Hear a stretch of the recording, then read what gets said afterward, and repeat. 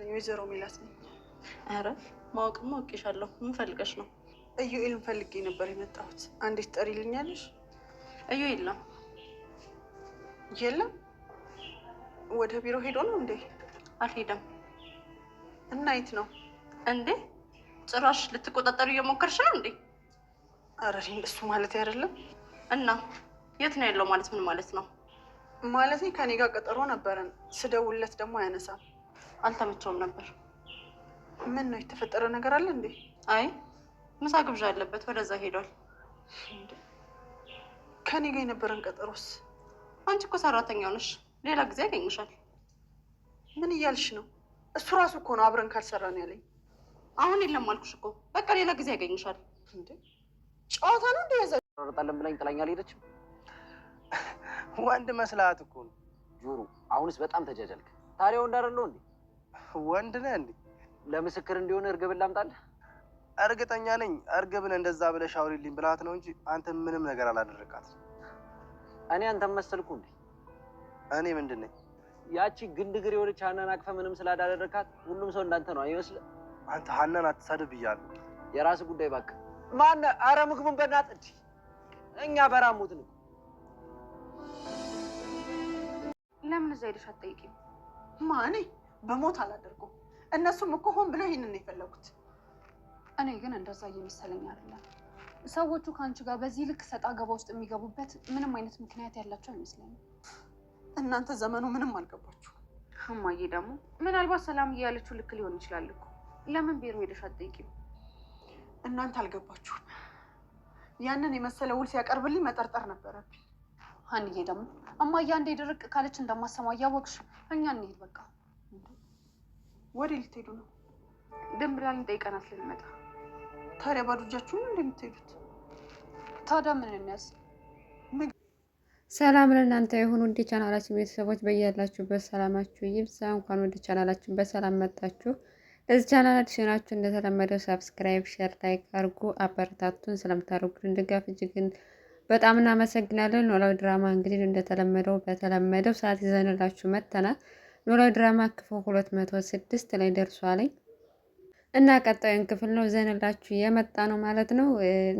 ሁላችንም እንደተመለከትነው በባለፈው የወይዘሮ ሜላት ወርቅ በመጥፋቱ ድንብላል እስር ቤት ገብታለች። እናም ሰላምም እሷን ካላስፈታሻት የኔና አንቺ መጨረሻ ይሆናል ብላ ዝታ አስፈራርታት ነበረ። ተምቹም ቢሆን ካላስፈታችኋት እናንተ ቤተሰብ ላይ እርምጃ ወስዳለሁ ብሎ እያስፈራራ ነበረ። ነገር ግን ወይዘሮ ሜላት እስር ቤት ሄዳ ልጠይቃት ሄዳ እሷ ማናገር አልፈልግም ብላ ድንብላ ዝም ብላ ተመልሳ መታለች ማለት ነው። ምንም መፍትሄ አላገኘችም እና በዚህም ምክንያት ሊጠይቃት ተምቹ ሄዶ ነበረ። ስላለችበት ሁኔታ ሲጠይቃታኝ በጣም አዝናና ተረብሻ እያለቀሰች ውላ ነበረ። ምክንያቱም ከመታሰሯ የበለጠ ደግሞ ያስከፋት እንዴት ነው እነሱን ትሰርቃለች ብለው አስበው እዚህ ውስጥ አስገቡኝ የሚለውን በወይዘሮ ሜላት ምክንያት ነው እንግዲህ የተከፋች ያለችው። እናም በቃ ችግር የለውም እኔ እነግራታለሁ፣ ወይዘሮ ሜላት የምታስፈታሽ ከሆነ ታስፈታታለች፣ ካለበለዛ ግን እጨርሳቸዋለሁ ሲላተኝ ምንድን ነው ያልከው ብላ ደንግጣ ጠየቀችው። እና እነሱን አይደለም መጨረስ ይቅርና ጫፋቸውን እንኳን ራሱ ዝንባቸውን እሺ ብትል የኔ እናንተ እህል ውሃ ያበቃለታል ምናምን ብላ በጣም ተናዳ ወደ ውስጥ ገባች ማለት ነው። እና እሱም ድንብላል እሺ ቆይ ላናግርሽ እያለ ሲጠራታኝ ዝም ብላ ጥላው ሄደች። እናም በዚህ ምክንያት ምንም አይነት እርምጃ እንዳይወስድ አቆመዋለች ማለት ነው። በእርግጥ እሱም ችግር ውስጥ እንዳይገባ ስለፈለገች ነው። እነ ወይዘሮ ሜላትን ቤተሰብ እንዴት እስከ ዛሬ ታስብላቸዋለች? እነሱ እስር ቤት ወርቅ ሰርቀሻል ብለው እስር ቤት አስገብተዋትኝ እንዴት እስከ ዛሬ ታስብላቸዋለች ብሎ ተናዷል። በሌላ በኩል ምናሴ እንግዲህ ዲስትሮ ስራው እንደቀጠለ ነው እና በዚህም አጋጣሚ በፊት ትምህርት ቤት የሚተዋወቁ ልጅ ጋር በጣም ተግባብተዋል እና እሷም በአጋጣሚ ነበር እዛ ሲሰራ ያገኘችው። አሁን ላይ ግን በጣም ተግባብተው እስከ ቤት ድረስ እየሸኘችው ነበረ። እናም ግን እንኳ አሁን ባለው ሁኔታ ምን ይሰማሃል ብላ ጠየቀችው። በፊት በጣም የሀብታም ልጅ ነበር፣ ትምህርት ቤት ትማር ነበር። አሁን ግን ቁጭ ብሎ ጫማ እየጠረክ ነው እና አሁን ባለው ሁኔታ ምንም ይሰማህ ብላ ስጠይቀው ምንም ነገር አይሰማኝም፣ በሆነው ነገር ሁሉ ደስተኛ ነኝ ሲላት፣ እንዴት ደስተኛ ልትሆን ቻልክ? ቤተሰቦች የተፈጠረው ነገር እኮ ከባድ ነው ስትለው፣ ሁሉም ነገር ለበጎ ነው እና ሊያስተምረን ነው፣ እኛ ርቀን ስለማናስብ ነው እንጂ ሁሉም ነገር ለበጎ ነው፣ የሆነ ነገር ይዞልን ሊመጣ ነው ብሎ ያጋጠመውን በቤተሰቡ የመጣውን ችግር ሁሉን ለመልካም እንደተቀበለው እያስረዳት ነበር። እሷን በጣም ተገርማ ነበረ። እናም እስከ መጨረሻ ሸኝተው ተመልሳ ሄደች። በሌላ በኩል ወይዘሮ ሜላት ስራውን በተደጋጋሚ ተመለሽ እያለ እየጨቀጨቃት ነበረ። ከዛ ግን ዝም ብሎ ሲተዋተኝ ራሷ ስራውን ለምንድን ነው ብላ ጥያቄ ስለሆነባት ሄዳ አናግረው ነበረ። እናም እንዳለ ውሉንም ስምምነቱ ሙሉ በሙሉ ነገራትና ፈቃደኛ ሆነች። ነገ ጧት ተቀጣጥረን ስራ ትጀምሪያለሽ፣ ደመወዙ በቀደመው፣ ነገር ግን አሁን ላይ የምትሰሪው ስራ በተጨማሪ ኮሚሽን ይታሰብልሻል ብሎ ደስ የሚላት ውል ይዞላት መጣ ማለት ነው። በዚህም ተስማምተው በነጋታው ስራ ሊጀምር ነበር የተስማሙ። ነገር ግን የዩወል ሚስቱ ቤተሰቦቿ ጋር የሆነ ቀጠሮ ነበረባቸው እና ለምን አመሸ ብላ በጣም ተናደደችበት እና ወይዘሮ ሜላትን ለማግኘት ስለቆየው ነው ምናምን በጣም ይቅርታ ሲላተኝ እሷ ለእሷ ብለህ ነው ወይ የኔም ቤተሰቦች የናካቸው ከዚህ በኋላ እሷን አታወራትም ብላ ስልኩንም ደውላ በጠዋቱን ቀጠሮውን ሁላ ሰርዛ ወደ ቤተሰቦቹ ቤት ልከዋለች ማለት ነው። በዚህ ምክንያት ወይዘሮ ሜላት እየቀለደብኝ ነው ብላ በጣም ተናዳ የተብሰከሰከች ትገኛለች። ምክንያቱም ስልኩን ያጠፋው በእርግጥ ሚስቱ ስልኩን ስለቀማችው እና እሷ ደስተኛ ስላልሆነች ነው። ወይዘሮ ሜላት ግን ያሰበችው በቃ ሆን ብሎ ሊጫወቱብኝ ነው ብላ ነበር ያሰበችው። ሰላምና ሀኒቾን ቤት ውስጥ ቁጭ ብለው እያለ እናታቸው በአምሽታ በመምጣቷ በጣም ተጨንቀው እየፈለጓት ነበር እና ምናሴ ሲመጣ እኛ እኮ አንተ ጋር ሄደች ስለመስሎን ነበር፣ አንተ ጋር አይደለችም እንደማየ ሲሉት እኔ ጋር አልመጣችም ብለው በጣም ተደናግጠው ምናሴም እናቱን ሊፈልግ ወደ ውጭ ወጥቶ ነበር። ነገር ግን ወዲያው ተመልሳ መጣች ማለት ነው። እና የት ሄደሽ ነው ሲሏተኝ ያ ኢዩኤል የሚባለውን ልጅ እንዳገኘችው እና ከስራ ሁል ድጋሚ እንደተስማማች ነገር እንደምትጀምር ነገረቻቸው። ነገር ግን የሆነ ደስ አላላትም። የሆነ እየቀለደባት ምናምን ነው እየመሰላተኝ እና ምናሴንም እማዬ መታለች ና ተመለስ ብለው ጠሩተኝ ማለት ነው። ሰላምና ሀናንም ድንብራንን ለመጠየቅ በጧት እየሄዱ ነበረ እና ወይዘሮ ሜላት ደግሞ በጧት ተነስታ ልጁ እንደቀጠራት ቦታ ላይ ተገኝታ ልጁን ስጠብቀው ስልክ አያነሳም፣ ስደውልም ስልክ አያነሳም። ሌላ ደግሞ ምንም እሱን የምታገኝበት መንገድ አላገኘችም እና በጣም ተናዳ ወደ ቤት ስትመለስ ምንሽ ነው እማዬ ብለው ሲጠይቋተኝ በቃ እየተጫወተብኝ ነው ስራ እንጀምራለን ብሎ ቀጥሮኝ ግን ስልኩን አያነሳም ጠፋ ብላ ምናምን በጣም እየተናደደች ነበር። እና ሰላሚና በቃ እንደተለመደው ተጣልተሽ መጣሽ ወይ ስትላት በምን እድል ተጣልቼማ ብመጣ ግን ስልኩን አያነሳም፣ እነሱ ሲጀመር ሆን ብለው እያጠመዱኝ ነው ብለው ሲሏተኝ አንቺን ለምንድን ነው የሚያጠምዱ ሲጀመር እነሱ ከአንቺ ጋር እንደዚህ አይነት ሰጣ ገባ የሚያስገባቸው ችግር ያለ አይመስለኝም። ስለዚህ ማያንቺ ተረጋጊ ብለው ለማረጋጋት እየሞከሩ ነው።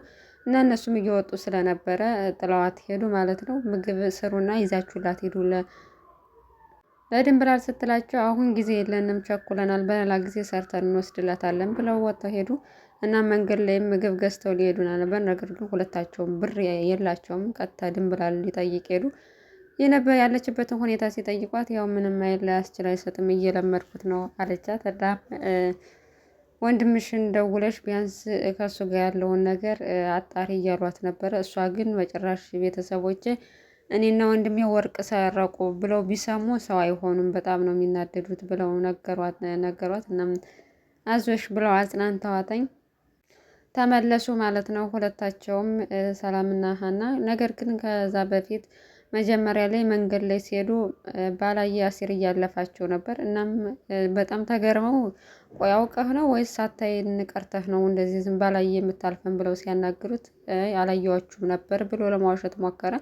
ነገር ግን ተደጋጋሚ ሲጠይቁት አያቻቸዋለሁ ግን ደግሞ ማናገር አልፈለኩም። ለምንድነው ማናገር ያልፈለግከው ብለው ሲጠይቁት በቃ ማናገር ስላልፈለኩ ከኔ ጋር ስለተቀየምክ ነው ብላ ሀና በጣም አናገረች። እሱም ማናገር ስላልፈለገ ጥሏቸው ሄደ። እናም በዚህ ምክንያት ሀና ተረብሻለች ማለት ነው። አሁን ላይ አሲር በጣም ተናዶባታል በሀና ምክንያቱም ቤተሰቦቿን ስለመረጠች በቃ ቤተሰቦች መርጠሻል ሂጂ እያላት ይገኛል። በአንድ በኩል ደግሞ በጣም ይወዳታል፣ ከእሷ ጋር እሷን ማግኘት ይፈልጋል።